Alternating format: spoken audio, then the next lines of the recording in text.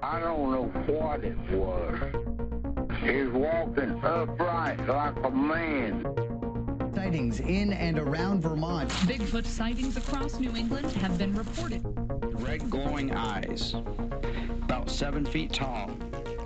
Red eyes, big old fangs, claws coming out through 3 inches long, just sharp as they can be. There has been another UFO sighting flying over the Royal Botanic Gardens. There are 500 UFO sightings in the world every month. The truth is out there.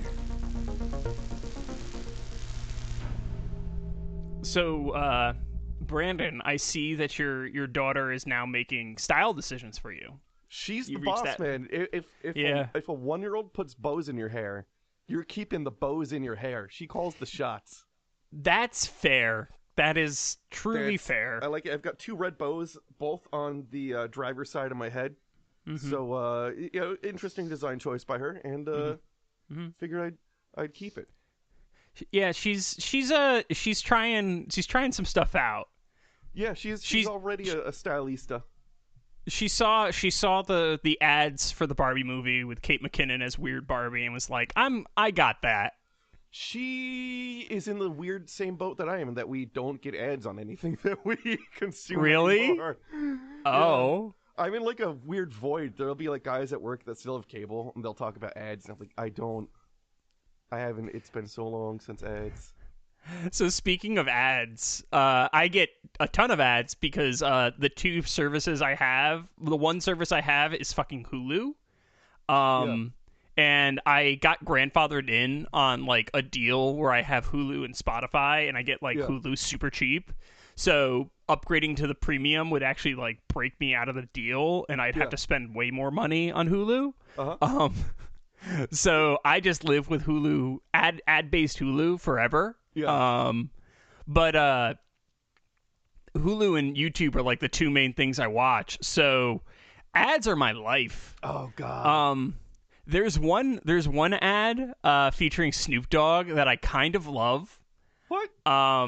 So it's Snoop Dogg talking about like his food and the toys that make his head right. Yeah.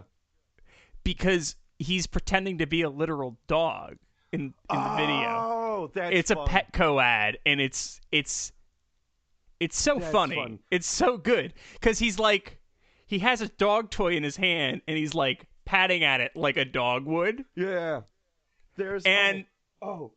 It's a thing of beauty. It's so 2 things. The one, there's a fantastic vampire movie called Day Shift where Snoop's in it and he's a vampire hunter. Highly recommend it. It's such a good movie.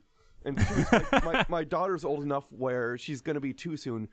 We can start really like doing holiday things with her. One, they're a little too young to fully grasp but now she understands. She has words and sentences and shit. But Elf on a Shelf is kind of fucked up, but there is Snoop on a Stoop, and I think we're gonna do Snoop on a Stoop. I think so. Elf on a Shelf is dystopian. It is. It's fucked up. Like as it stands, there's a lot of things that are super maladaptive that people do around Christmas time in terms of engendering trust with their children. And Elf on the Shelf is probably, in my opinion, the worst of them. Oh yeah. Like it takes psychological damage to a whole new level. See, the thing about Snoop on a Stoop versus Elf on a Shelf, or the way I would play it, is that Snoop on a Stoop is not a snitch. Oh no, like Snoop on a Stoop. Snoop is not gonna fucking snitch on you for whatsoever. Listen, here's what he's supposed to do. Here's what he's really gonna do. He's not a snitch. He'll silently judge you. That's it. That's the extent. So it's up to you. What kind of a relationship do you want to have with Snoop? And that's it. And that just gets your daughter started on the whole like social anxiety thing real quick. It'll get her started real quick and probably start to confuse her because as we spoke, I just recalled that my shower curtain is Snoop Dogg, Jesus. Snoop Jesus. It's that classic like, picture of Jesus holding his hands up, but it's Snoop and he's holding a blunt. So she'll have a weird relationship with Snoop from day one. Yeah, well, she already has a weird relationship with Snoop. He's like, this man in my bathroom died for our sins. Yes, that's kind of what Snoop Dogg means to her at this point. Oh God! Instead of like bread and wine, it's like Hennessy and Swisher Sweets. Oh, and one of Snoop Dogg's apostles is Martha Stewart. this is gonna be one of my new cults. He's not dead yet, but we'll still act like he is. He's already been reincarnated. The present Snoop is Well, he the was. reincarnated Snoop. He was as Snoop Lion. Ah, true. Yeah, I think he's back to Oh, Snoop Dogg God. now, though. Yeah, I think he's just Snoop. Well, he's either just Snoop or people were like, you're changing your name too much. We respect you, but we don't want to remember, so we'll just stick with Snoop. It's like a Prince thing. Yeah, it's a Prince thing. It's then. Oh God. Oh. Have you played Baldur's Gate 3? No, I haven't. It's so good. I did see somebody have a fight with a squirrel in it, though. It's so good. It's and just actually 5e. Yeah, That's it. Yeah, I can see that. I haven't gotten it. I'll probably get it when it's on sale. There's like saving rolls and stats. It's just 5e, but like catered to video game. It's five. It's kind of the way I did 5e for you guys, because I did kind of explicitly run 5e like a video game. Yeah, well, that's what it feels like. It feels like at the computer, except like there's less freedom for like you can do silly shit, but there's less. It's not actually people you're like bouncing stuff off of, but there's surprisingly more options for you to do things that you wouldn't expect a game would allow you to do. You can't sacrifice yourself and expose your what was Din Viesel's race? Din Wiesel was a tiefling, right? No, not a tiefling. The other one, the celestial. Asmir.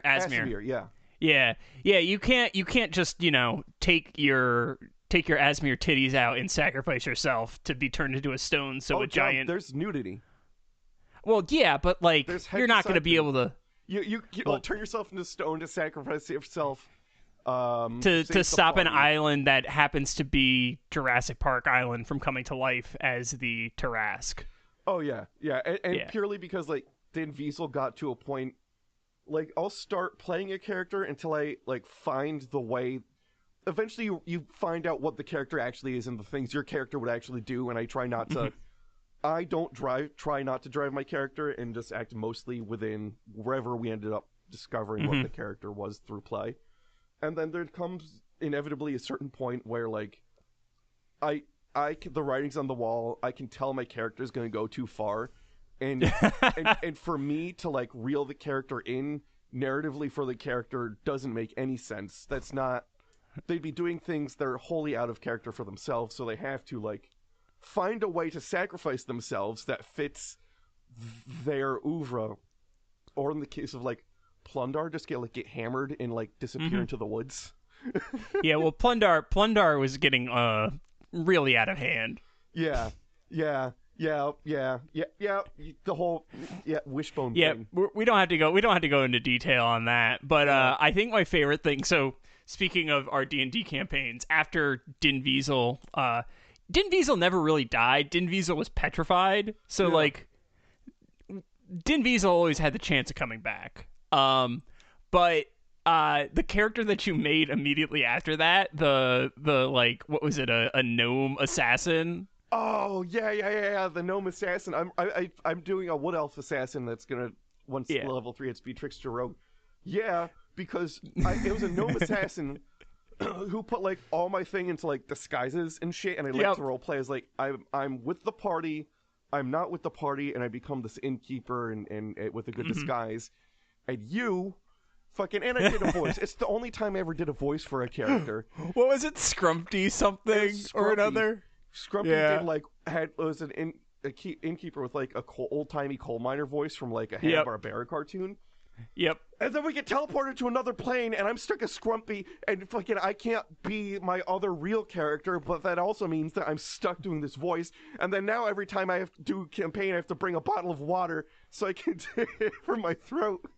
It was really funny. Oh God, that was fun though. Well, the reason. So the funny thing was, I like basically what ended up happening there was I was running out of ideas for a homebrewed campaign at that point. Yeah. Because also keep in mind, that campaign started out as a Gravity Falls Twin Peaks inspired campaign where you were supposed to encounter weird shit as a Monster of the Week type thing. I give you a lot of credit, by the way, because since that campaign, there's been interest from coworkers in doing D&D. So it's again, D&D Light, I already have all the books. So I started flipping through and looking at what it actually takes to DM a campaign. And I was like, this is a lot. It's a lot. It's a lot. It's a lot. You have to be DMing a campaign is definitely a special skill set. Oh yeah.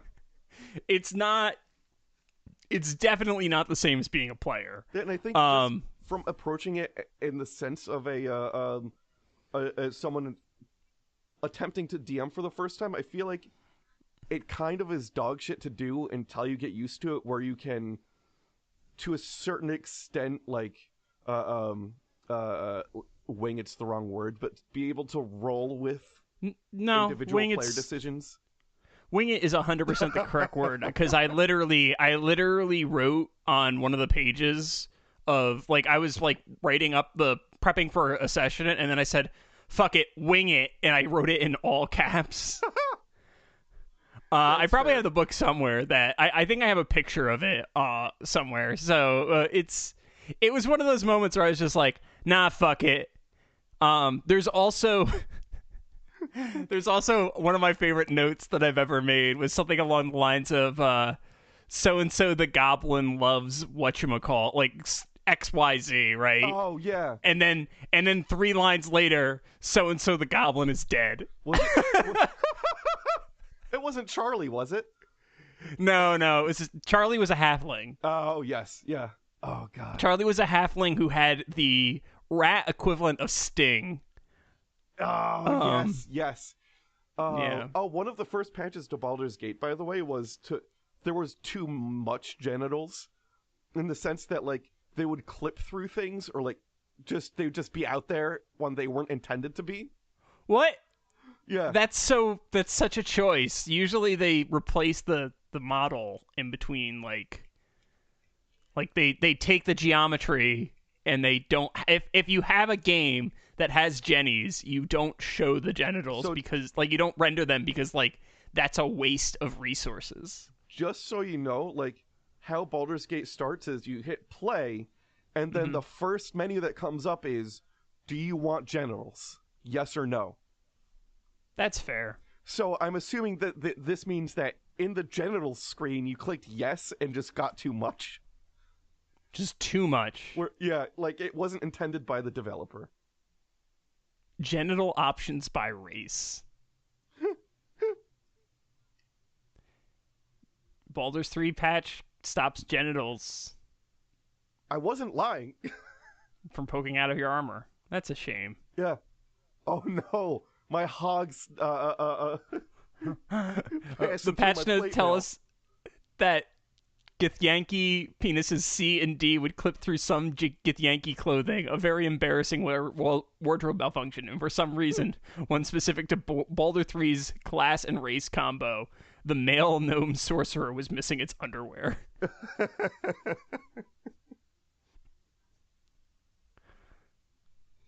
But I gotta say, God. Out of the gate, it's a great game.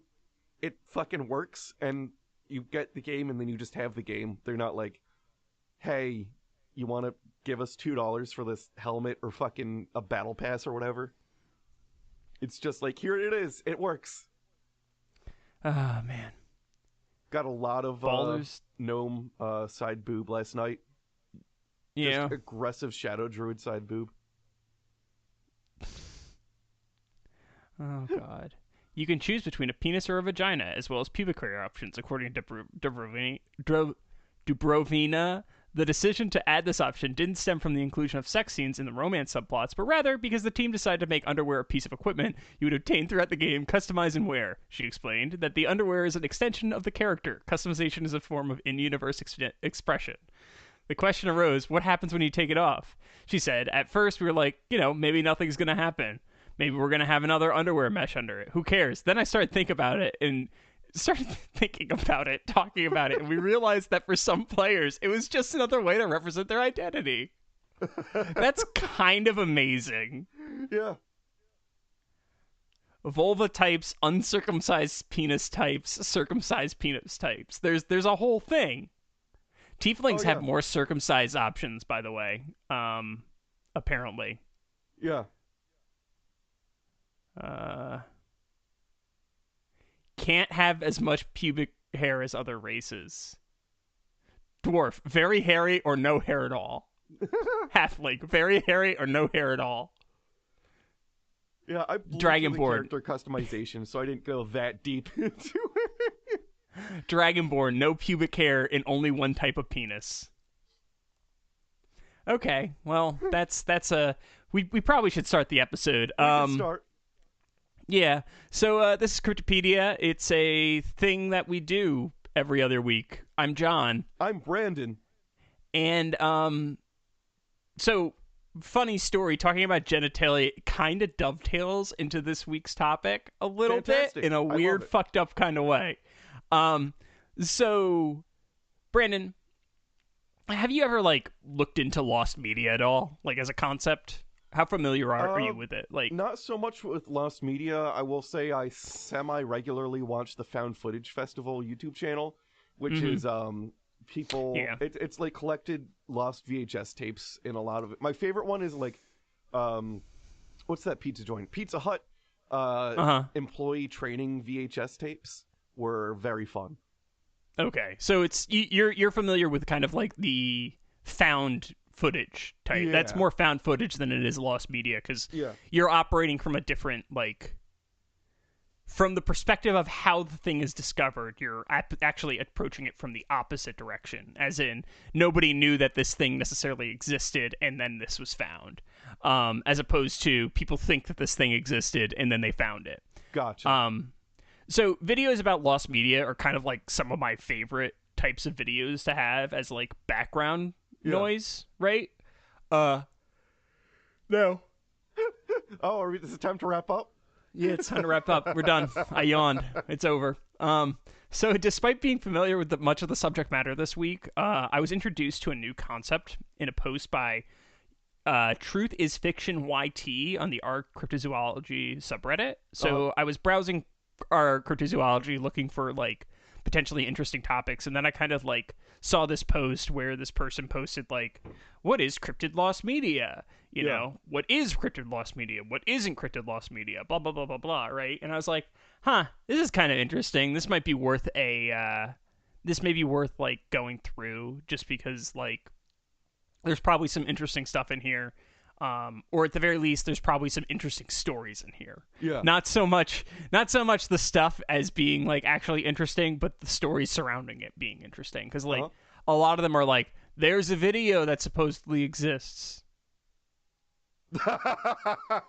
and that's it. So I mean, that's kind of the thing with lost media in general. It's not about the actual thing; it's about the hunt for it more than anything. It's great that the thing is found, but really, the interesting part is the act of finding it, right? Yeah. So, this cryptid lost media thing, geocache, kind of, except different. It's I get into the nuances of lost media in a second here. Okay. So one of the examples they gave was the Tombstone Thunderbird photo we discussed in the good old days of 2019. Which we're going to talk about a lot again today. This episode didn't start off as a redo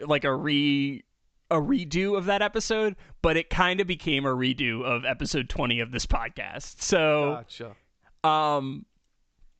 But yeah, this kind of struck me as a thing where it could be a font of teleological weirdness. Yeah. Where you're just looking the hunt for the things is weird in its own right. So kind of getting into what lost media is, and this is my definition that's more or less adapted from the Lost Media Wiki. Lost media is a categorical descriptor for media shrouded in some kind of mystery. A little bit tautological in the definition there. Typically, this manifests as a hunt for hard to find or lost media, as the wiki says. Things like, and these are all real things that we know happened. The live stream of the Las Vegas Super Smash Brothers wrestling match. It was in fact people in wrestling costume, like mascot costumes, wrestling. There are pictures of it. We know that they existed. We know a live stream existed. The live stream was never saved. So it's lost media. Gotcha. Additionally, like the master recordings of the moon landing, lost. Right? We lost those years ago. All we have are recordings of those masters, effectively. And then, of course, there's also early season episodes of Doctor Who, which are just found those a couple years ago. They found all of them? Not all of them. They found a significant chunk that was missing. They were in a radio station somewhere south of the equator for some reason, I believe. Okay. Yeah, like so basically the story behind that is BBC would like tape over their own shows to save on like costs. So a bunch of like old BBC media is just lost because they didn't like try to preserve it. Also, like a crazy amount of silent films are missing. It's like 75% or something like that. Which is partially because it was filmed on silver nitrate film, which is like notoriously combustible. Yeah, I'm sure when they were first recording things, they weren't privy to like the durability and longevity of whatever materials were being used as the recording media. It wasn't a concern, right? Like you know, it's kind of like when people make a TikTok or a Vine, like when people were making Vines and stuff like that. Like it's not necessarily something that people care about, right? Yeah, because and it would be wildly pretentious to be like, in 100 years, someone's gonna want to watch this again. Yeah, so like the thing is like. Most humans, I feel like, don't operate from the perspective of I'm going to archive this, right? Because like it takes special kinds of weirdos who enjoy archiving media to archive media. So I just want to take a second though to say that we know all of these examples existed, right? That's an important feature of these pieces of media. We know at some point these were recorded. We know that they existed. We don't know if there is still currently an extant like copy of it, right? Yeah. So there's multiple categories of lost media, right? Sometimes we do find lost media, as you mentioned, Brandon, where we found like some of the episodes of Doctor Who in a south of like the equator country, where it becomes found media, and usually this is posted to like archive.org or YouTube, and there's actually the possibility for found media to become lost media again if it was posted to YouTube and then gets taken down and then no one saved it and blah blah blah blah blah. Yeah. You know, just the endless problem of preserving anything, archiving data. Some other prominent examples include the Wicked Witch episode of Sesame Street, which was a thing. Huh. They had the Wicked Witch of the West show up on an episode of Sesame Street. Weird. And it scared the shit out of kids. That's fair. And they ended up, I think they ended up like pulling it from circulation, and it was found like a couple years back. Huh. The Snyder Cut of the Justice League would be considered found media because it was eventually released. In video games like Star Fox 2, which was a canceled game that then got released on the Super NES like re-release classic machine that they did a couple years back. So there's a bunch of stuff that like comes back, and that becomes like the found ET media. video game. Well, no, the ET video game was never lost. The cartridges were lost. They were destroyed. Yes. Yeah. Well, the cartridges for the game, I should say, be more specific in that. Yeah. It's wild that actually ended up being true. Yeah. But then again, now that so the number of times that I've seen like trading cards end up in dumps, right?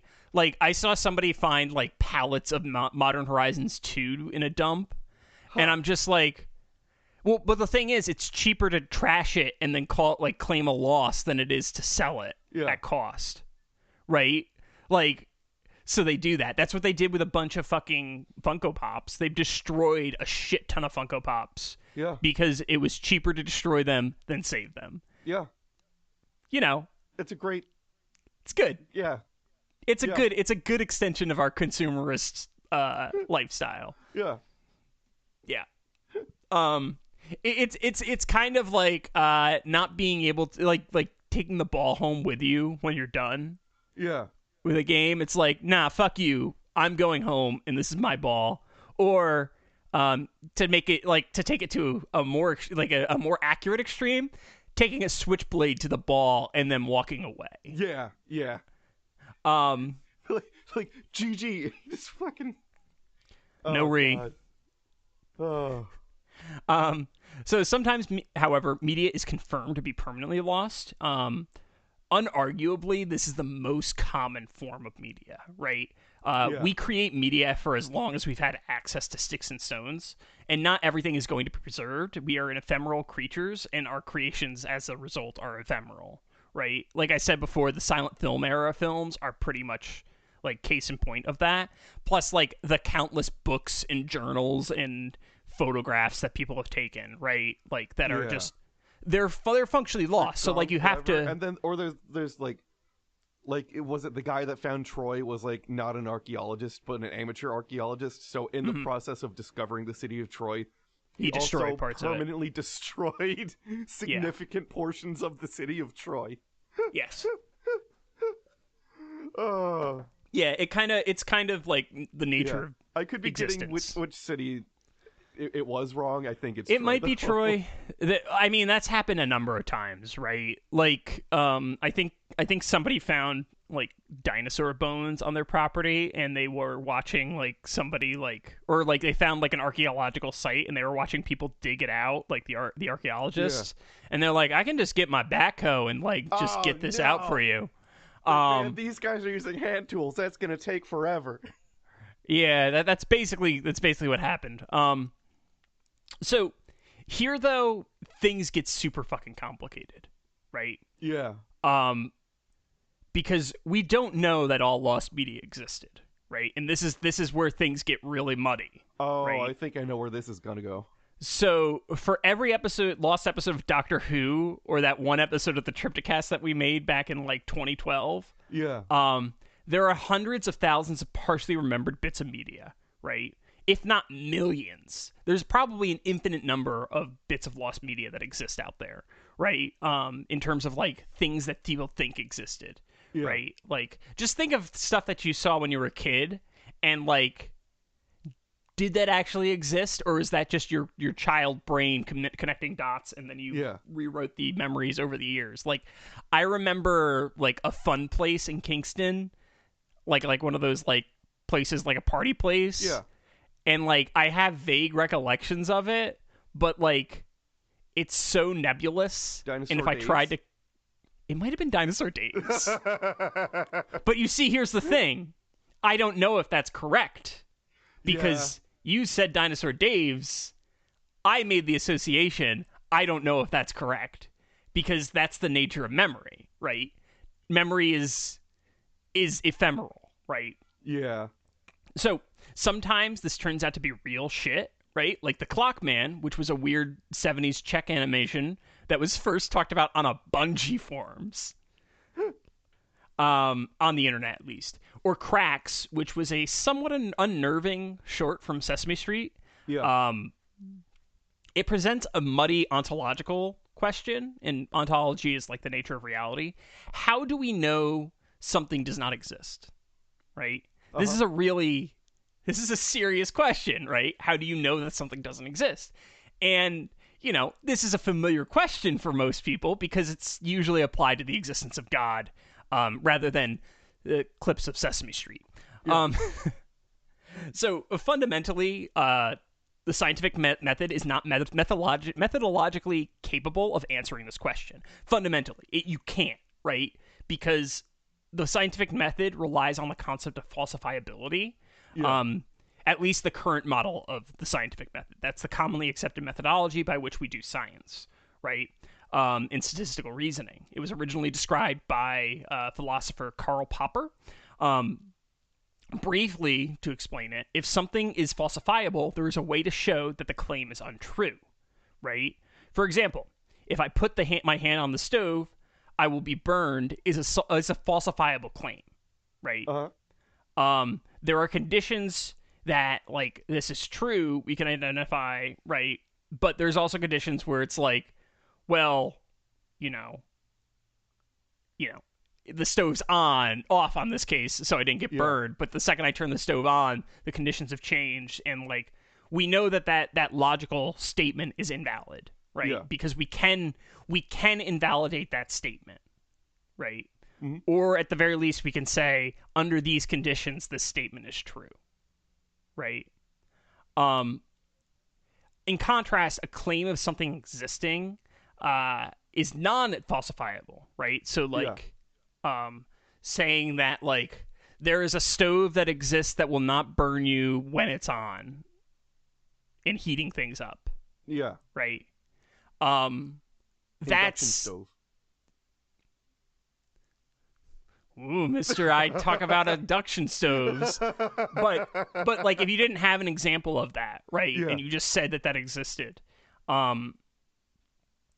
that's non-falsifiable, right? You can't say that, like, or rather, you can't say something doesn't exist, I should say. Yeah. Right? If you say that, like, you know, like there's a secret to immortality out there that exists, right? You can't falsify that. You can't say, no, there's not. Because if you say, no, there's not, then that means you have to literally show every other logical contrapositive to say, no, there's not. Yeah, well, it's right? The whole thing where it's you can't. You have to prove something's existence. You don't have to prove something's non-existence. Well, you can't prove something's non-existence. Yeah. So there's then this gets into a philosophical thought process, right? Where, okay, so the problem here is you can't claim something doesn't exist. Like, logically, it's unscientific to say. Because if you say it doesn't exist, then that means you know for a fact that in all of these conditions, it doesn't exist, right? Like, you know, being able for a human being to go to the speed of light is impossible, is a incorrect... It might be correct, it might be true, but to say it with any sort of certainty and any sort of, like, Gnostic certainty is incorrect. Yeah. Right? Because you would have to show all of the conditions in which you have someone attempting to reach the speed of light. The correct statement would be, using our current technology, it is impossible to reach the speed of light. Yeah. And even then, that's questionable because we don't necessarily know if there's an application of technology in which that we currently have that allows someone to go to the speed of light. Right. Yeah, and that also presumes whoever makes that statement knows the total scope of all human technology. Yeah, so long story short, it's really, really fucking hard to say that something doesn't exist. Yeah. Right? So, as a result, the onus has to be on the person who says something exists has to prove it. Right? Yeah, you have to have evidence of it. Exactly. It's the burden of proof is on the person who makes the claim, right? So when you apply it to the concept of God, right, you can't definitively say God doesn't exist, right? Yeah. But the burden's not on that person. But that person is not the person who has to prove that to themselves. Yeah. Right? And I'm thinking about it now, and I'm not entirely sure if the way I phrase that stove question is actually the correct way to phrase that question for hypothesis. But we're going to move on from it because I could spend an hour talking about that, and like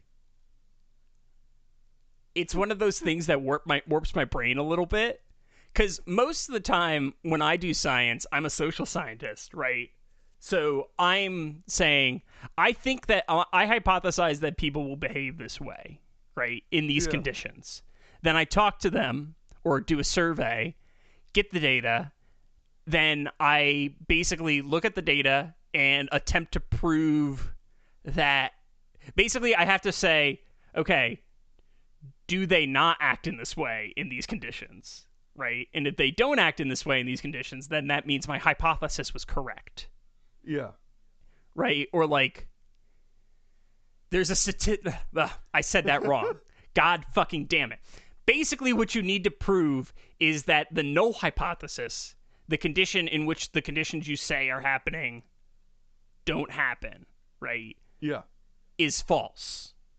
So, for example, there is no correlation between... Okay, so there is a correlation between smoking and lung cancer, right? Yes. For example. The way you would prove that is you would compare the people who smoke with... Like, you would compare people who smoke with the general population, or a random subset of the general population.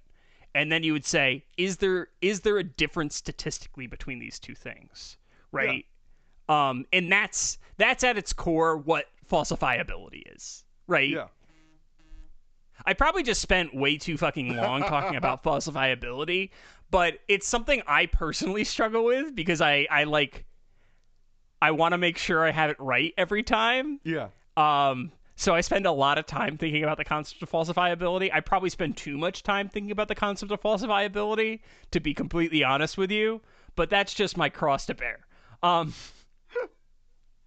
So returning to lost media, lost media requires an entirely different method of historical investigation, and you can't use that. You can't apply you cannot apply the scientific method to historical investigation. It's just different.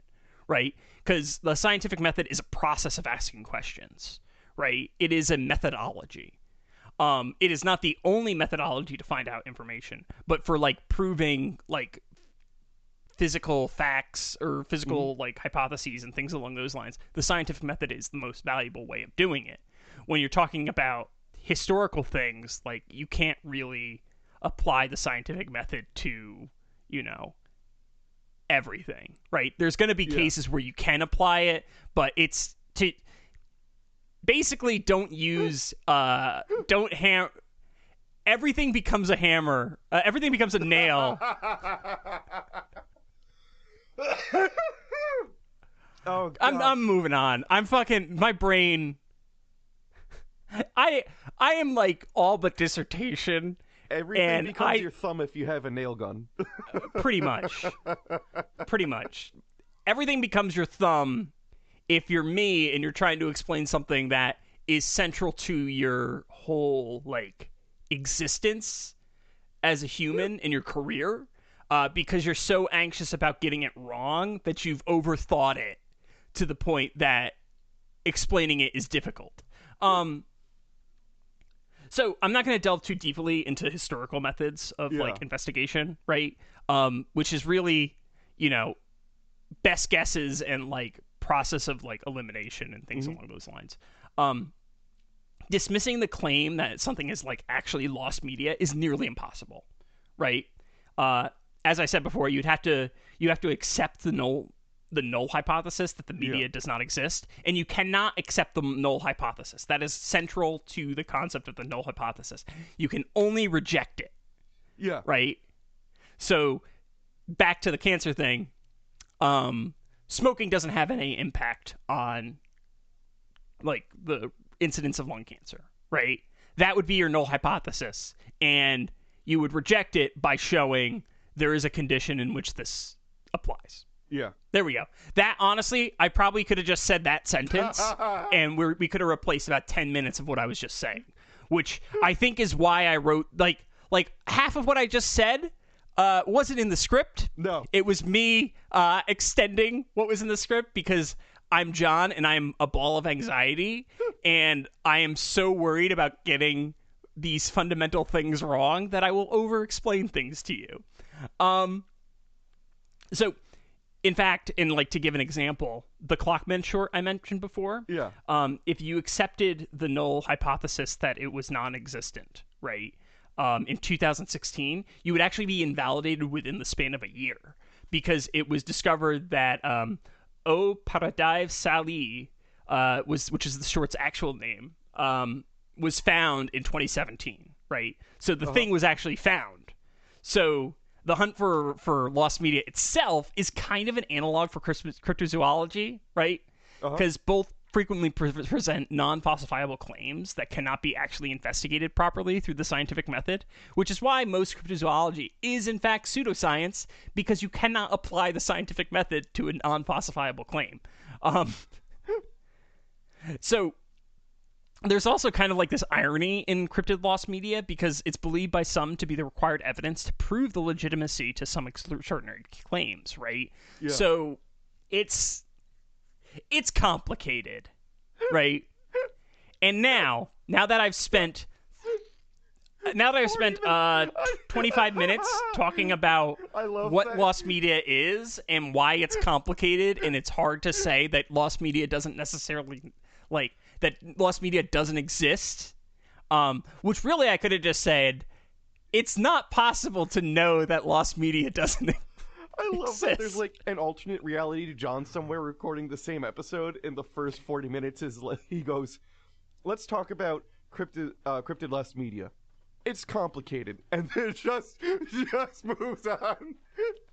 Yeah, well, that wouldn't be me. No. That's not the reality. John. That's Bizarro John, and Bizarro John's a fucking asshole. Okay, at least by real John's. Well, then again, maybe I'm Bizarro John. We don't know. That's the thing, right? So that kind of gets into what I was talking about. We can't prove. You have an existential crisis because you can't prove you're not Bizarro John? Brandon, I live every day. I'm in constant existential crisis. I've got to say, nihilism is probably the most dangerous thing in the world to me. Learning about its existence, I get the sads almost constantly because I think about the nature of existence in ontology, which is not good. Oh God, yeah. I mean, same. That's why I fill my time playing, either playing video games, working on projects, or sleeping. That's all I do. That's my life. Because if I do anything that lets me think, it's not good for John. It's all over. It's bad, which is really fucked up when you consider that my job is literally thinking. Whores in this house. There's some whores in this house. There's some whores in this house. There's some whores in this house. I said certified freak. 7 days a week. Wet ass P-word. Make that pull-out game weak. Today's episode is brought to you in part by Clay Sinclair.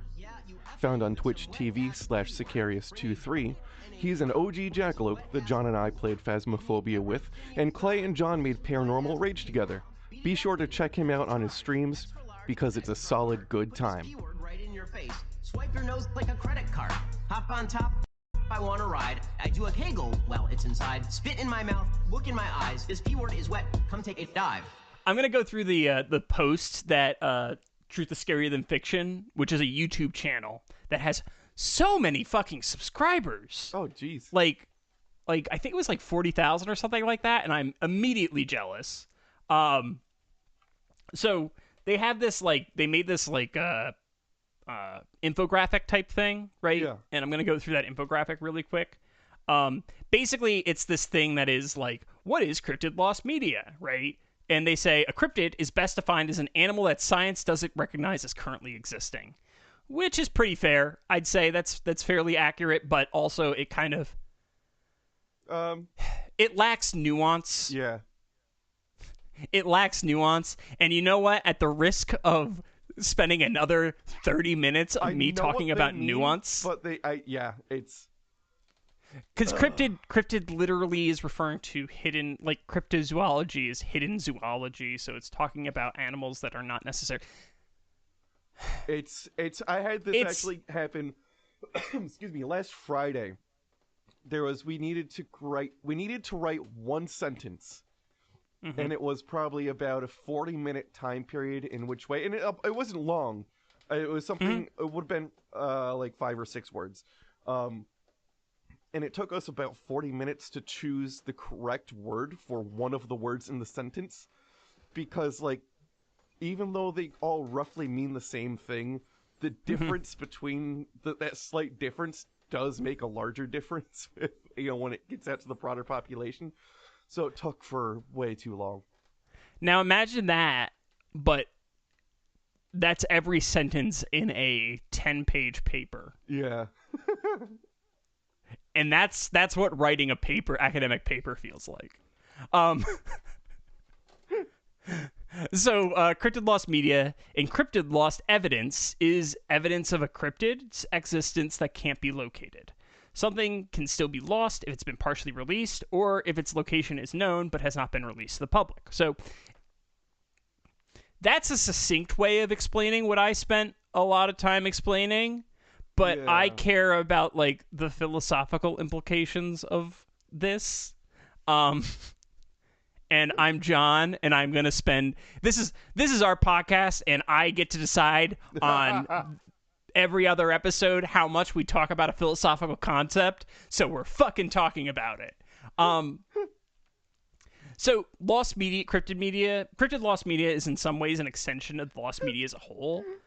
I was gonna say, I find this very funny because, like, that was you. This is how your method in which you chose to write this topic.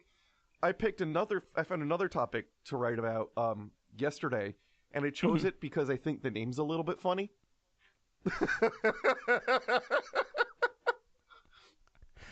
I hate that I chose this topic literally because, that makes me think things. I want to work through those things. And then I finished working through those things, and I'm like, I still feel like I haven't sufficiently worked through those things. So, Cryptid Lost Media is like a subclassifier for Lost Media, sort of. I'm going to get into it in a second, because Truth is Scarier Than Fiction makes some classification claims that are inaccurate for Lost Media, but we'll get to that in a second. As the name implies, Lost Media refers to artifacts that convey information or artistic experiences, right? Because it's talking about media. Media is the pluralized form of medium. Medium is something in which a human or like thinking creature imposes some form of artistic expression or will onto, which then can be ingested by other people. And even then, it can also just be information, right? It doesn't have to necessarily be an artistic expression. It can literally be a photograph of an event that happened, right? So, and even within that, there is a degree of artistry that's involved as well, but that's another rabbit hole that I'm not going to go down, and I'm going to stop myself before I start talking about the concept of art. So, amusingly, to me at least, the progenitor of the Cryptid Lost Media concept, and I'm pretty sure that Truth is Scarier Than Fiction is the first person to talk about this, right? Like, 90% sure. I'm sure someone's probably mentioned it before, but he's the first person to make like an infographic about it. Or she. I actually don't know their gender. So sorry. They. Whatever. Truth is Scarier Than Fiction. If you hear this and you want to correct that, I will personally re-edit this episode to fix the pronoun there. Which is not a joke. I will do that. So, within their definition, they include lost specimens in their categorization, right? Okay. So, at its core, which lost specimens, Brandon, are not medium. No, they're not media. They're by definition upon. Right. They're by definition not media. Yeah. Media kind of has to be an artifact, or created by a sentient being or a being that has some intent behind what they're doing. Like a photograph or an anatomical drawing of a specimen. That would be media. The specimen itself is not. Correct. At its core, Cryptid Lost Media is an inherent inherently credulous classifier because it operates from the assumption that these pieces of media are genuinely lost and not hoaxes or misremembering. Because at its core, lost media itself is a pretty credulous like classifier, because people are like there's something called, I think, hitogata, which is like this PSA in Japan that has two white like flashing figures on it. Yeah. That supposedly is a PSA about like people getting hit at railroad crossings, and you know, that people claim exists. Right, but there's no proof that shows it exists. Oh, my favorite lost media. It's I forget the name of the artist, but there's an artist who, he'll do an art piece and just when it's done, just destroy it. Like no one gets to have it. He just does it and then destroys it. Well, there is that one Banksy that the frame, as soon as the auction went through, it shredded it, but it stopped shredding halfway through, so it accidentally made its own piece of art. Yeah. Which is kind of great. But that's also kind of, in a weird sense, the act of deciding to deprive the world of that media is in itself media in a weird kind of fucked up way. Yeah. But once again, then we're getting into philosophical discussions of art, and I don't think that we're at 50 minutes and we haven't even talked about the main subject of this episode. Well, technically we have, because we're talking about cryptid lost media, but we haven't talked about the cryptid related part of it. We're on page 3. Yes, of a how many pages 16. is this? 16. Cool. Anywho, but there's lots of pictures. Yeah, there is. So, to their credit, the progenitor of the term does use language such as supposedly and allegedly, but we all know the implication. Yeah. And you better believe you know what that link is, Brandon. You don't even need to click it. Yeah. The implication of it. I'm going to click on it just in case you're fucking with me. No, it's exactly what I thought it was going to be. It is exactly what you thought it was. So they categorize the core categorizations that they have are lost photos, lost video, lost audio, lost reports, and lost specimens. We've talked about lost specimens already. I don't really think that lost specimens counts as cryptid lost media, because it's not media, it's specimens. Anywho, so the poster's credit, also, wow, I wrote a bad sentence. To the poster's credit, they also qualify what is not cryptid lost media, noting that dead cryptids and eaten cryptids are not inherently cryptid lost media, right? And when I was reading this, I realized, and this is like 4 pages into this, or writing this, which is probably like hour 6 of me writing this episode. It made me realize that it's probably more accurate to classify this as cryptid missing evidence than cryptid lost media, because cryptid missing evidence would actually better encapsulate the categorization that they have, and I think from a taxonomical standpoint, it's a better taxonomical name. Now, as this alteration allows for biologics more readily, and we all know about the biologics thing, highlights the fact that items are purported evidence that we do not have clear indication of veracity, right? We don't know if these things actually exist. Yeah. There is a non-0% chance that they are hoaxes, right? Also, an interesting thing that I think that they included was like, remember Caddy, the Cataposaurus? You know how there was like the body? They talked about that as being an example of cryptid lost media in like the video that they did. Which, once again, lost evidence. But I'm not gonna hammer that home. Missing evidence, right? Missing I evidence. think cryptid missing evidence is much better, because lost means that we do know that there was a body associated with the Cataposaurus picture. Yes. But missing evidence is yes, you are correct. You caught me. And the way they're writing, or at least describing these, like that really is the scope, because that's a broader scope, and that it covers specimens and these things that they're yes. Yeah. Well, because like as we were saying, loss does have the implication that it once existed, right? Yeah. Which, in fairness, when you're talking about lost media, is the way that you have to consider it if you're doing like research, right? But when we're talking about claims of entities that are not proven by science, the use of the term lost implies the existence of that thing. So there's subtle framing things here that you have to think about. Or you don't have to think about it and you could just be a normal person and move on with your life. Yeah. Actually, but this that's is a great not example me. of what we were talking about earlier about like choosing the correct word. In this case, lost versus missing. There's Yes. real implications in it. It's important to a certain extent. Go with the correct word. It's like the decision to call a podcast Cryptopedia. Thinking that the crypto rush was over and it wouldn't be a thing you'd have to worry about. But hey, it ended up being a thing you have to worry about. So, cool. Philosophizing and classifying aside, and I probably will not shut up about it. There will probably be more stuff that I want to talk about. Because, like, as it stands, I'm still thinking about whether or not my example of falsifiability was correct, and if it was succinct enough.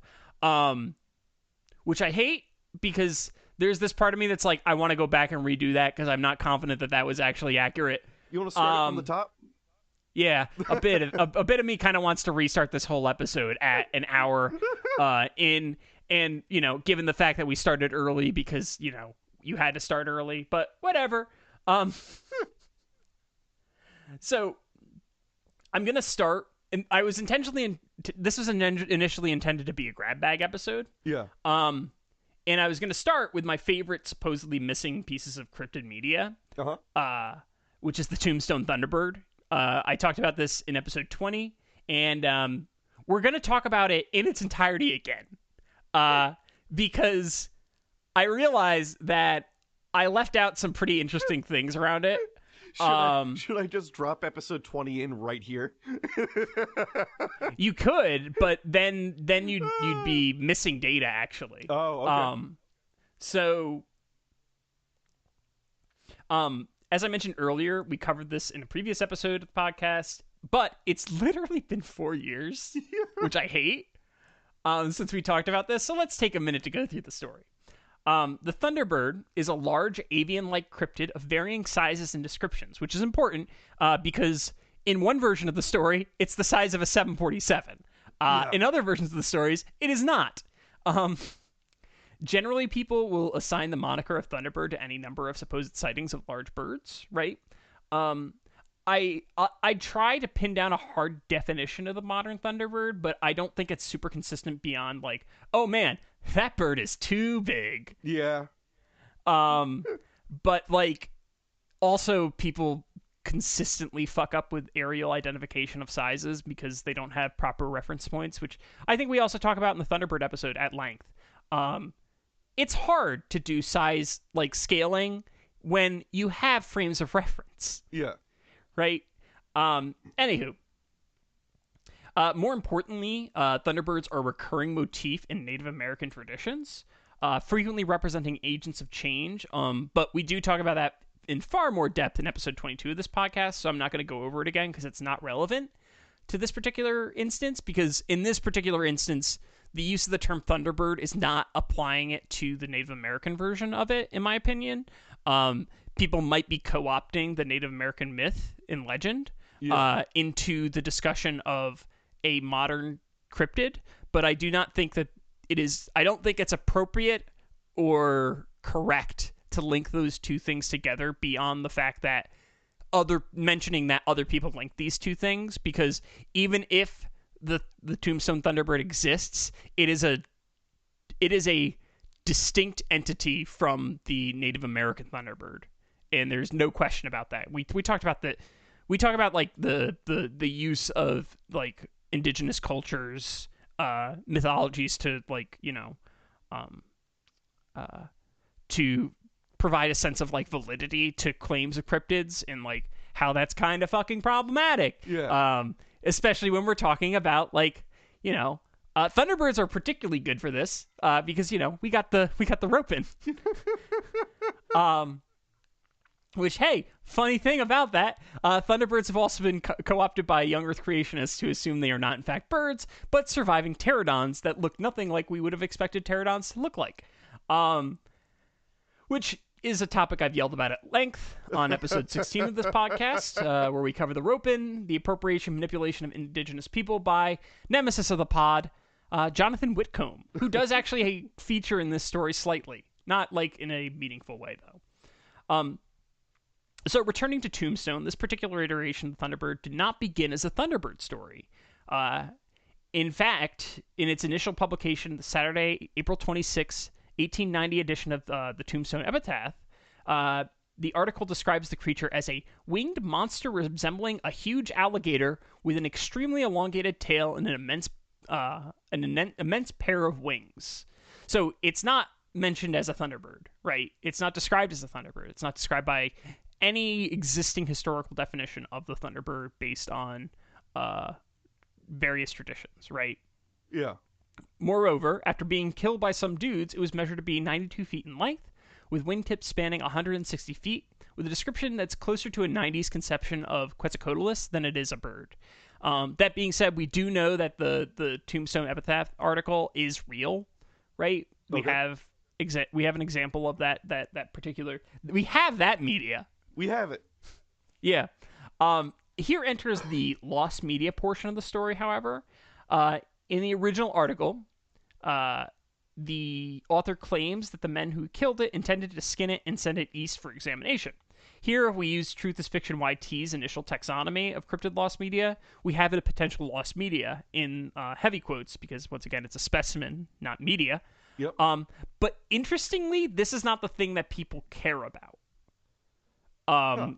in this story. Because, like, that to me seems like a bigger deal than what we're about to talk about.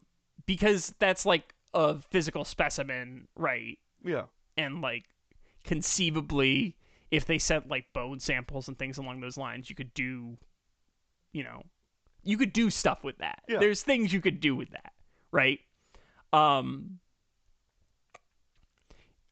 Interestingly, as I mentioned, most people care about the supposed photo that exists of this cryptid, right?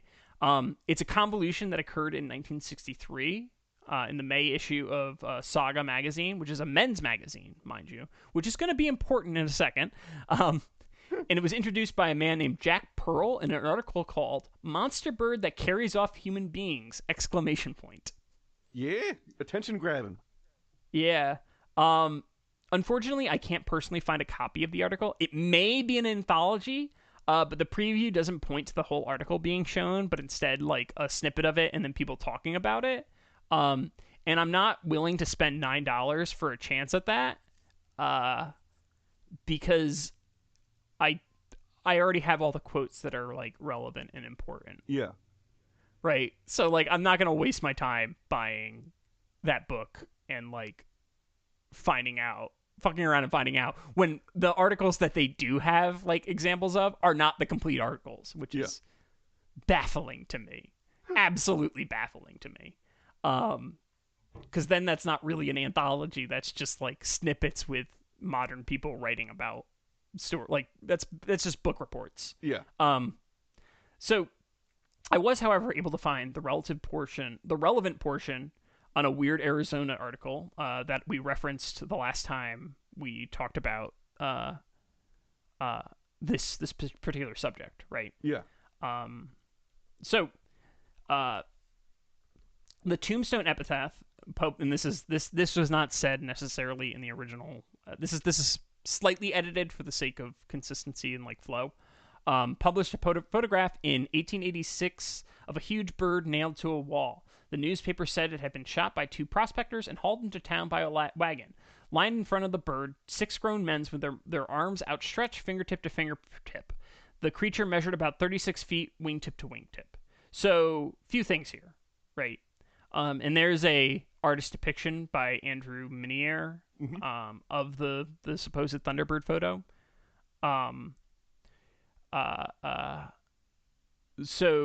Interestingly, Jack Pearl asserts the photo had been published in 1886, despite the event in question occurring in 1890. Remember, we have that article. The alleged wingspan is about 4.5 times smaller than the wingspan in the actual article as well. That being said, in publishing this claim, Jack Pearl spawned a lost media search in the critic community that continues to this day. As I mentioned years ago, I too have a recollection of seeing some version of this alleged photo back in the aughts, although it is likely me just misremembering one of the many, many reproductions of it, which is in the show notes for the episode 20 version of this subject. I kept it out of this one because, hey, there's got to be something different between the two of them. Now, here's the importance of the concept of falsifiability comes into play, right? As it stands, we can't prove that the photo does not exist by the very nature of the question. However, odds are it's probably not real, given the context and the lack of evidence in form of both the skin and the photo, right? Yeah. There's a lot of stuff that's missing that, in theory, should have existed, right? That does not necessarily mean that it doesn't exist, but it does mean that it's less likely that it exists.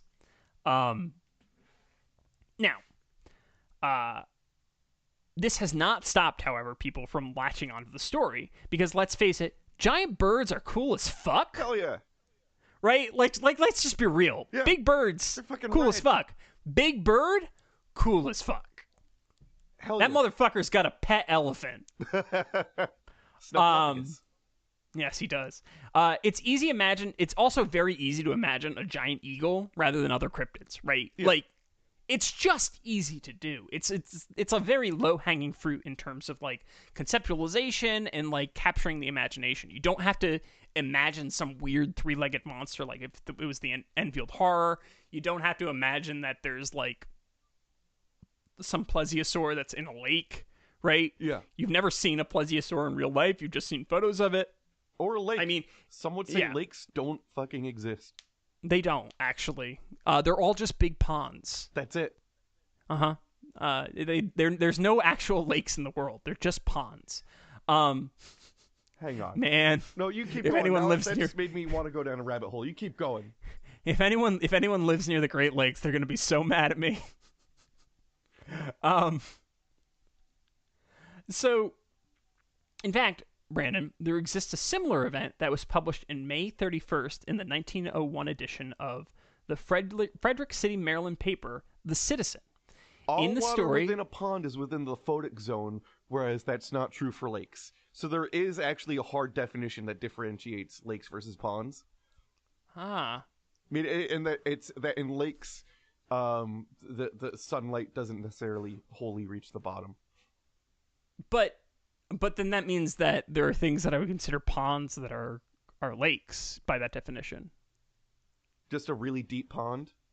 Yeah, like if you have like a really deep pond, then that's a lake. Because they don't give a hard line for like total like surface area. So would a pond that has like a cave in it, would that count as a lake? Because there would be parts of it that weren't in the photo. Interesting. I think that might be a lake, and then it'd just be like general like how locals call it would just be what it ends up getting called. But I think they would fall into lake. I think we might be lawyering the definition of lake a little bit too much.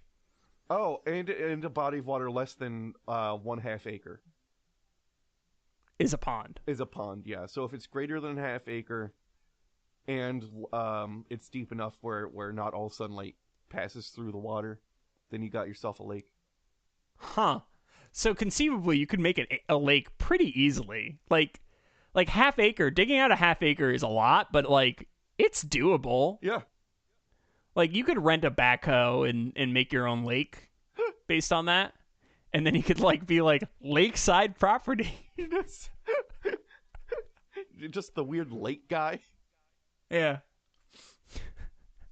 Make an Airbnb post, beautiful lakeside property, and it's just like a ditch.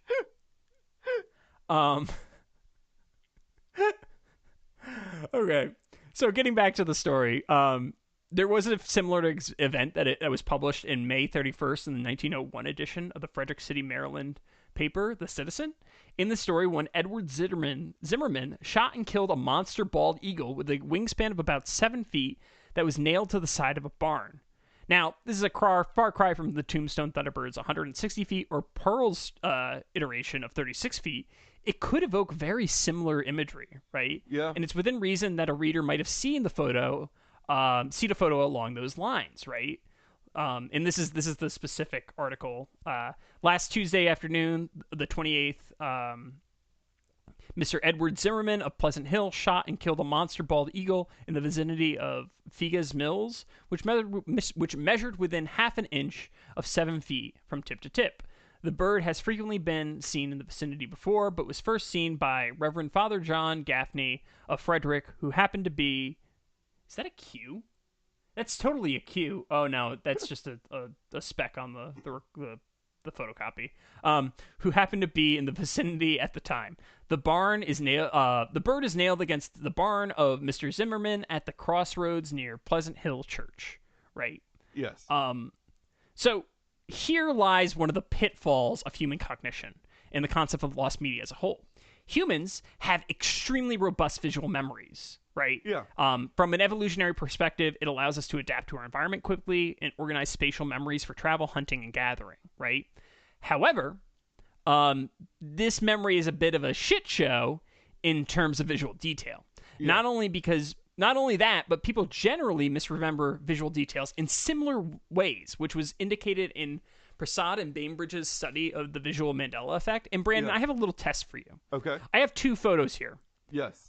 Is anything wrong with either of those photos? And what is wrong? I want to say the base of Pikachu's tail should be brown. C-3PO is good. His leg is supposed to be silver because it was replaced. Okay, you're right. Those are both the correct things. Nerd cred established. But the thing is, a lot of people will frequently say that there's black at the tip of Pikachu's tail. You know, right? that that is something that it took me a second, because I do have to. Yeah, I wanted to say that, and it took a long time. I have to think back to Fat Pikachu. Yeah. Also, people will forget that we'll assume C-3PO just had both gold legs. Yeah, people just assume he has both. And Pikachu also has stripes on his back. He's facing us, so I didn't say that because they wouldn't be visible. It wouldn't be visible. Yeah. But yeah, so... And actually, so those are in the new movies, it'd be a red arm, right? Didn't his arm turn red for a bit? C-3PO's arm did turn red, I want to say. Yes, his arm turned red. It wasn't his leg. It was silver leg, red arm. I think his leg got fixed at some point, maybe. He's actually had a silver leg since episode 4. Gotcha. Okay. He always had a silver leg. It was never gold, which is like kind of getting into it, talking about the Mandela effect, which is really just shit memory, right? Yeah. But it's interesting because we misremember things in the same way, which probably speaks to the way that we organize visual data in our mind, right?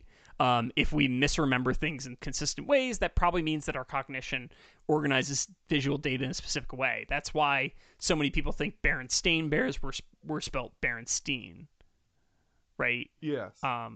So it's kind of a thing. Or the fruit of the loom, having a cornucopia. Yes. Yeah, that's also a thing that happens a lot. It's a super duper common way of misremembering that. It turns out when we misremember things consistently. Like also the VW logo. Yeah. Brandon, does the VW logo have a gap between the V and the W? Oh. Think about it.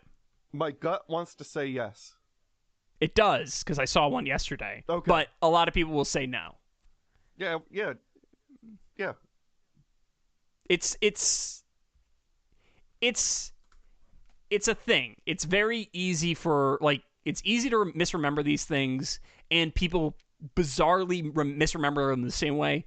I wouldn't say it's actually, now that I say it, it's not bizarre that they misremember them in the different ways, or the same way, because it's just human cognition. It's human cognition, and they're like minor, insignificant details that it makes it easier for your brain to process a memory if it just loses little bits and keeps the you know the key important portions.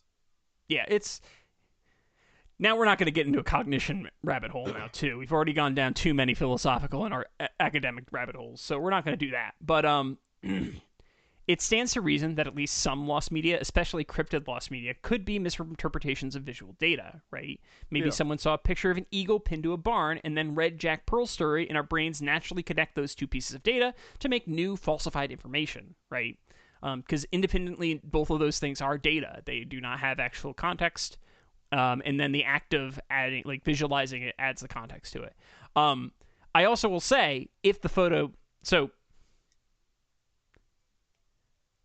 So basically, what ends up happening is people generally believe they saw something, but have simply confused two separate memories.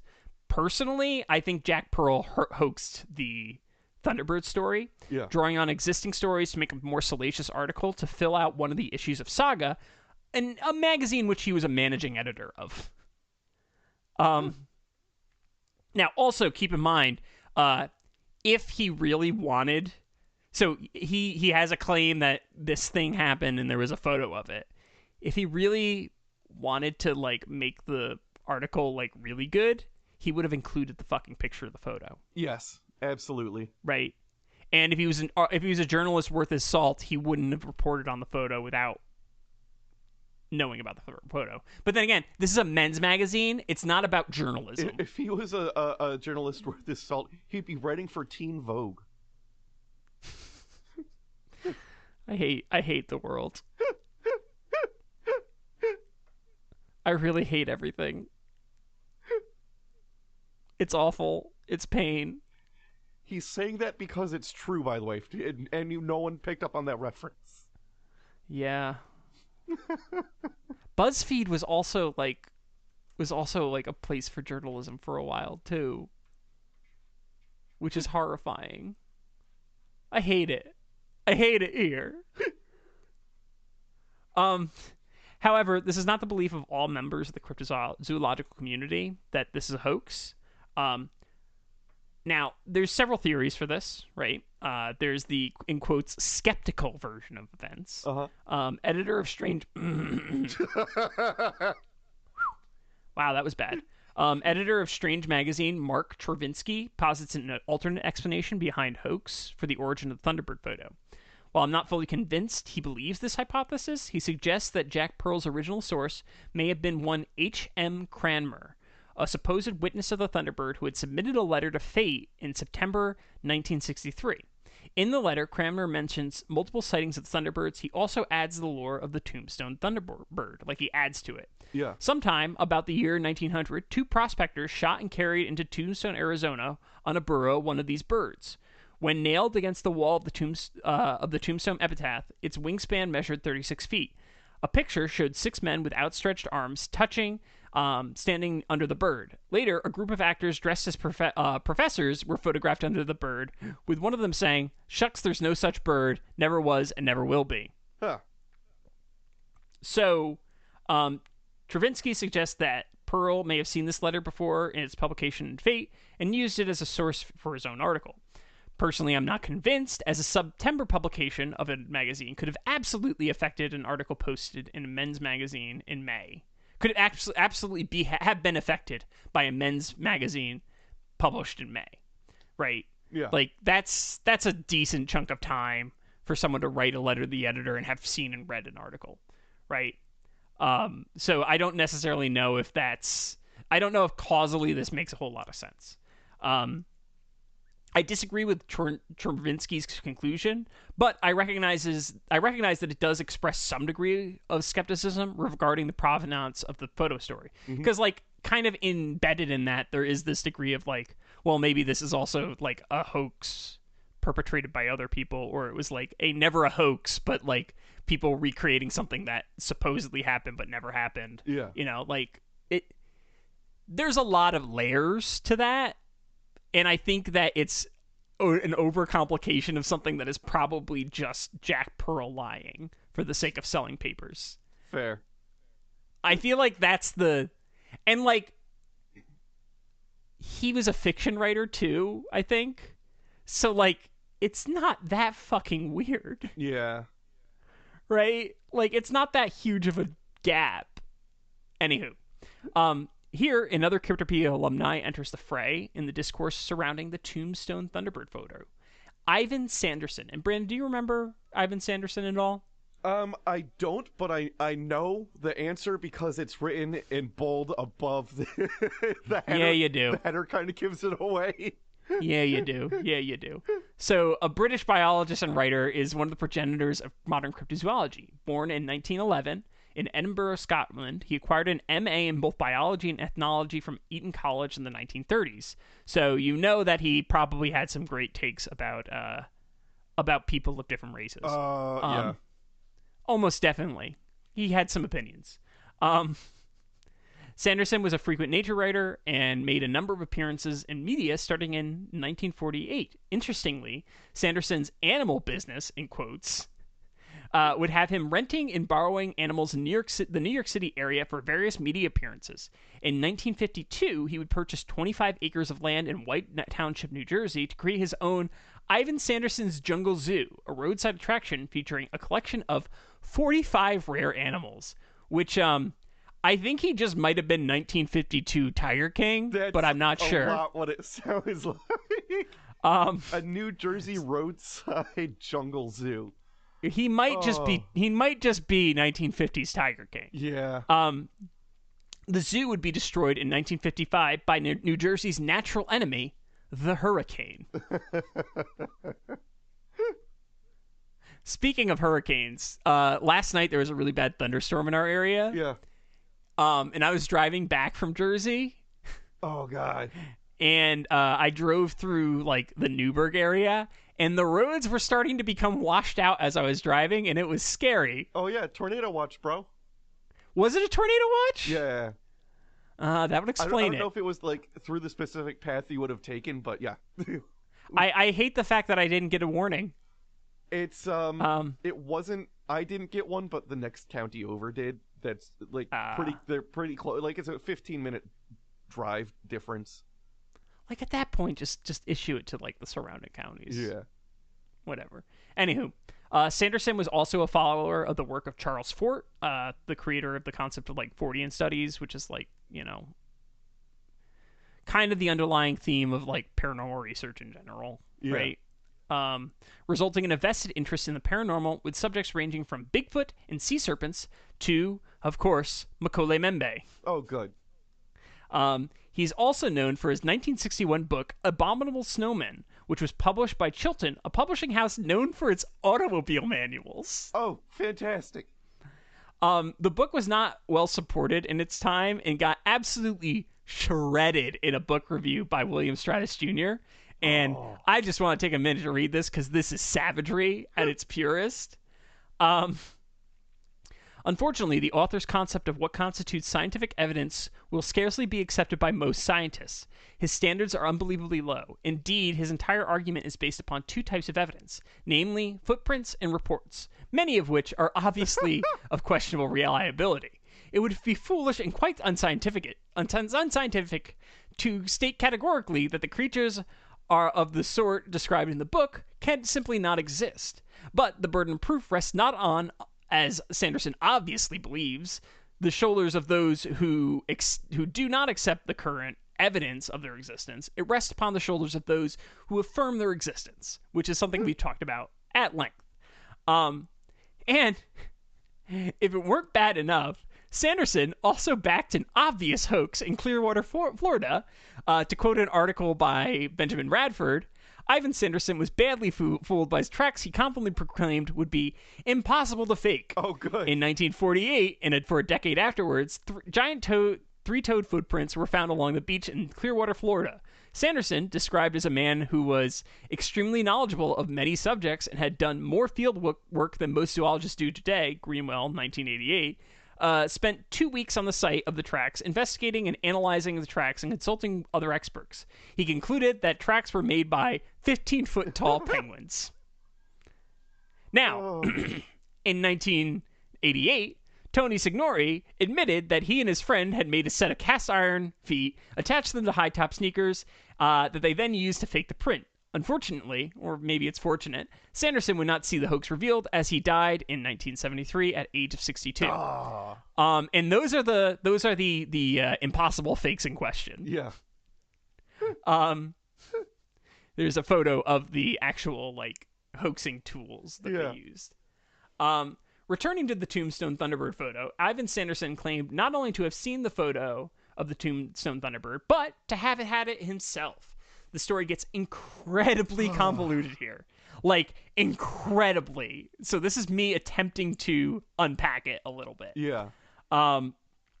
It's an endless font of hearsay and reading into articles and statements that gets so confusing so fucking quick. So fucking quick. I distilled an adaptation of the story from Unsolved Mysteries, the Reddit, from You PM Me Your Ears. Basically, Sanderson may have had two different Thunderbird photographs over the course of the decades. One may have been the photo described by H.M. Cranmer, and another from some unknown event. There is a possibility that the Cranmer photo was destroyed in 1955 with Sanderson's zoo, which also had a fire the same year. Bad luck. So in 1965, Sanderson formed the Society for the Investigation of the Unexplained, C2, which had some knowledge relating to a Thunderbird photo that Sanderson sent off with two investigators to Cloudsport in search of the Black Forest Thunderbirds. In 1967, C2 indicated that neither of these men had the photo anymore, and if you're confused at this point, don't worry, I am too. Incidentally, the Black Forest in question was actually located in Pennsylvania, which is closer to where H.M. Cranmer lived, not the Black Forest, Germany, as most would assume, and why I was so fucking confused for a solid 30 minutes. Why the fuck would he give this photo to people who are going to Germany? It feels like if you're saying Black Forest and you're referring to Pennsylvania, you should probably put Pennsylvania there. Yes. Just because there is a famous Black Forest. It's like saying Newark and you mean Newark, Ohio. Yeah. It's kind of the same thing. The men who received the photos were Frank Graves and Jay Blick, who were affiliated with the magazine Pursuit. Graves would later describe the photo in an interview matching Jack Pearl's photo description. But at this point, we're just adding intentional room for memory issues into the mystery of the photo. Other paranormal researchers, like John Keel, also weigh in, pointing to the photo being initially acquired in the 50s. John Keel.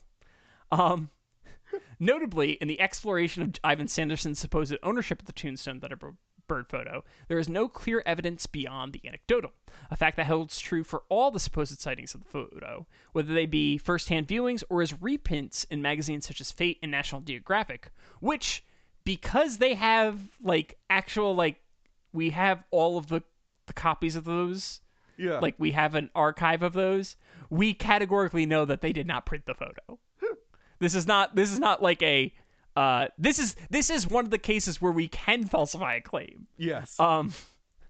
So here I'll leave the Tombstone Thunderbird photograph for this episode. There were other possible avenues to explore, including Jonathan Whitcomb, who declared the obvious Photoshop as authentic to further his young Earth creationist pterosaur agenda, which he actually then backpedaled on.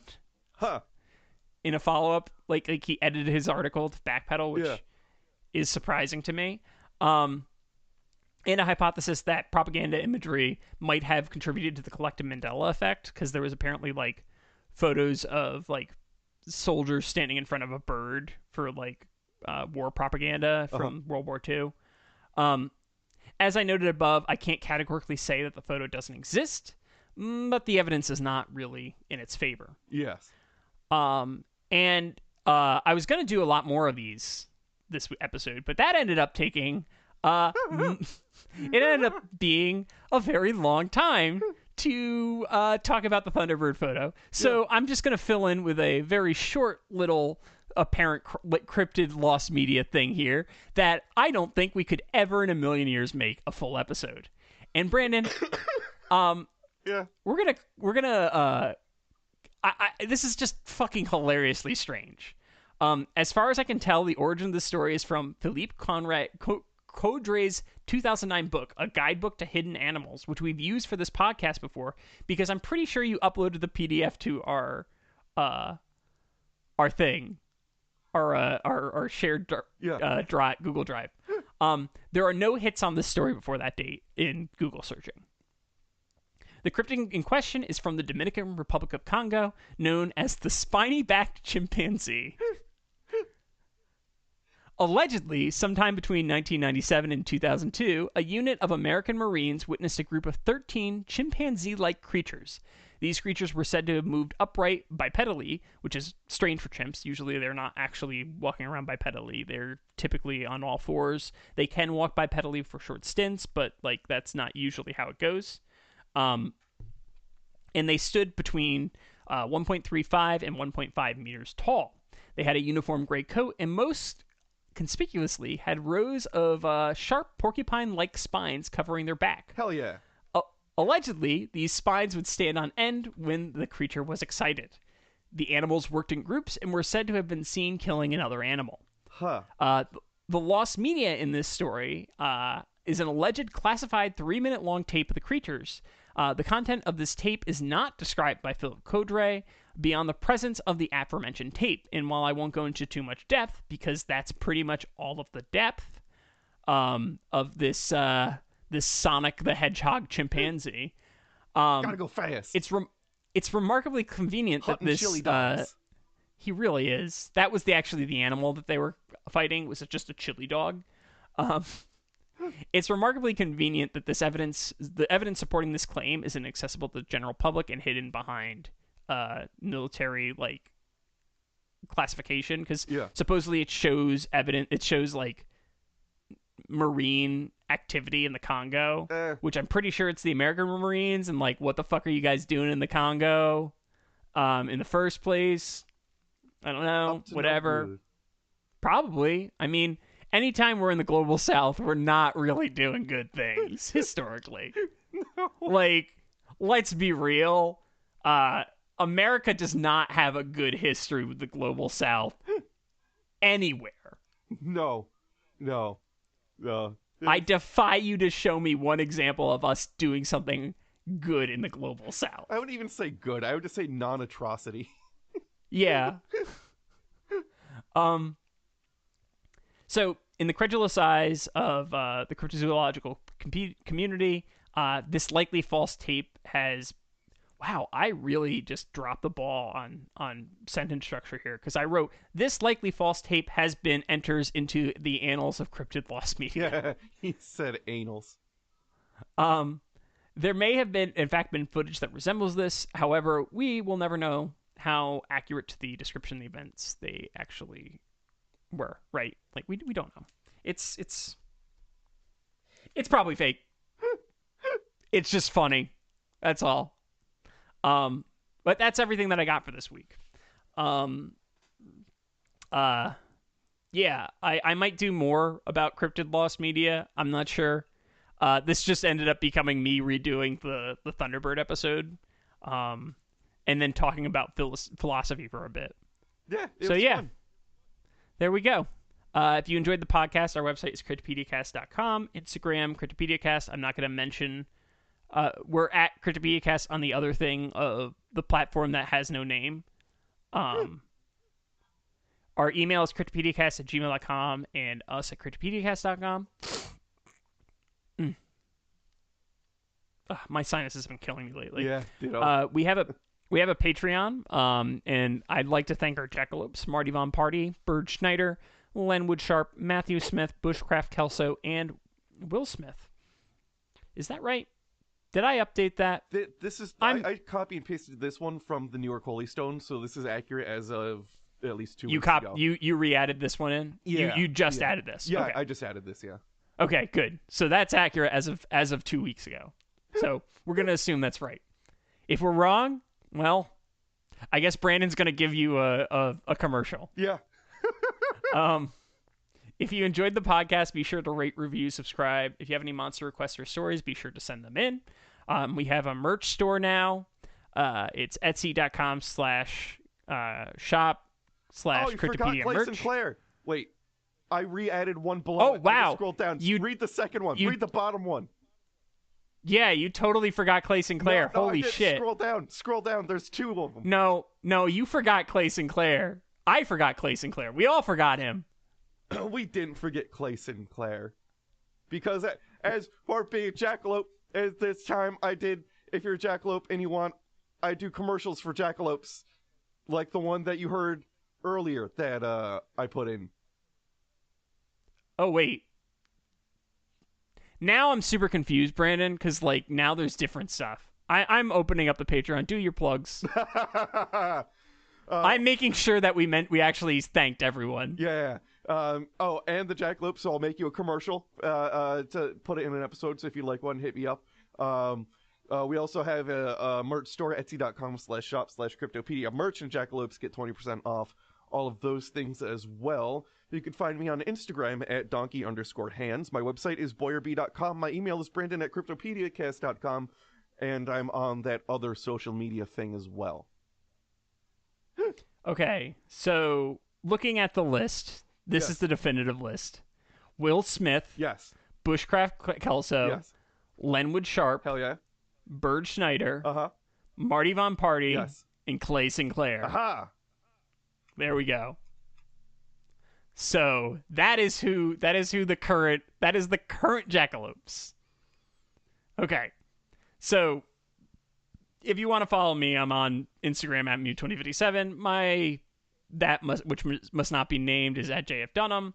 My website is johndunhamgames.com, and my email is john@cryptopedicast.com. Our art was done by Tom Hill. You can find him on Instagram at ThomasMichaelHill. His website is greatergloryco.com. His email is tommikehill@gmail.com, and his other website is tommikehill.com. Oh yeah, I should probably add that. Anywho, that's been Cryptopedia. I hope you're not completely turned off by this episode, and me talking about falsifiability for 20 minutes. Anywho, I'm John. I'm Brandon. And things are going to get weird.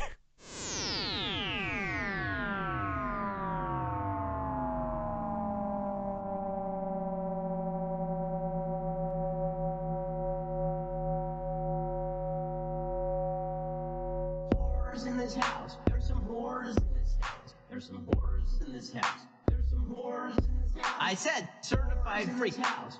7 days a week. Wet ass P word. Make that pull out game weak. Yeah, you effing with some wet ass P word. Bring a bucket and a mop for this wet ass P word. Give me everything you've got for this wet ass P word. Beat it up, N word, catch a charge. Extra large and extra hard. Put this P word right in your face. Swipe your nose like a credit card. Hop on top, I wanna ride. I do a kegel while it's inside. Spit in my mouth, look in my eyes. This P word is wet, come take a dive. It continues along these lines. And it gets significantly more vulgar. Like, a lot more vulgar.